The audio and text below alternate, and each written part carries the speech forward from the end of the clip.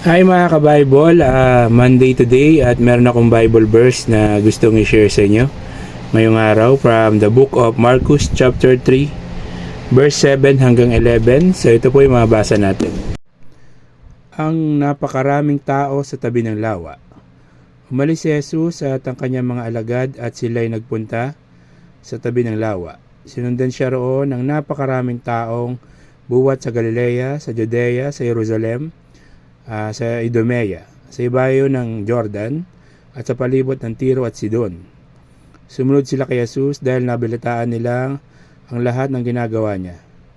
Dahil napakarami ng mga tao, inutusan ni Jesus ang kanyang mga alagad na maghanda ng isang bangkang masasakyan niya upang hindi siya maipit ng mga taong dumaragsa.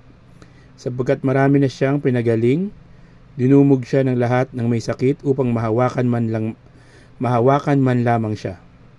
Bawat taong sinasapian ng masamang espiritu na makakita sa kanya ay nagpapatira pa sa harapan niya at sumisigaw, Ikaw ang anak ng Diyos. Ngunit maigpit silang inutusan ni Jesus na huwag ipagsabi kung sino siya. So yun po yung mensahe sa atin ngayong araw ng Marcus chapter 3 verse 7 hanggang 11.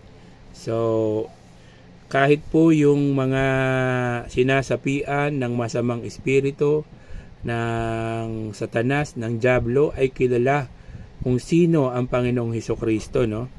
So, sinabi dito na, sabi nung isang sinasapian na, ikaw ang anak ng Diyos, no? Makita lang nila ang ating Panginoong Hesukristo is alam na nila kung sino ang Panginoong Hesukristo. So, sana po is nagustuhan nyo yung Bible verse na binasa natin ngayong araw, at kung nagustuhan nyo, please follow, like, and share the videos at subscribe kayo sa aking YouTube channel.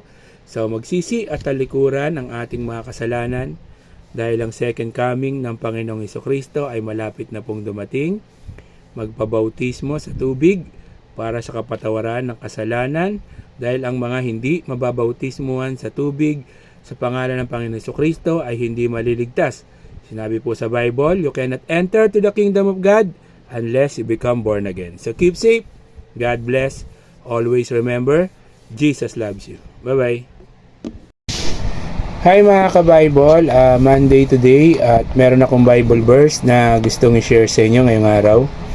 From the book of Marcus chapter 15, verse 16 hanggang 20. So ito po yung mabasa natin.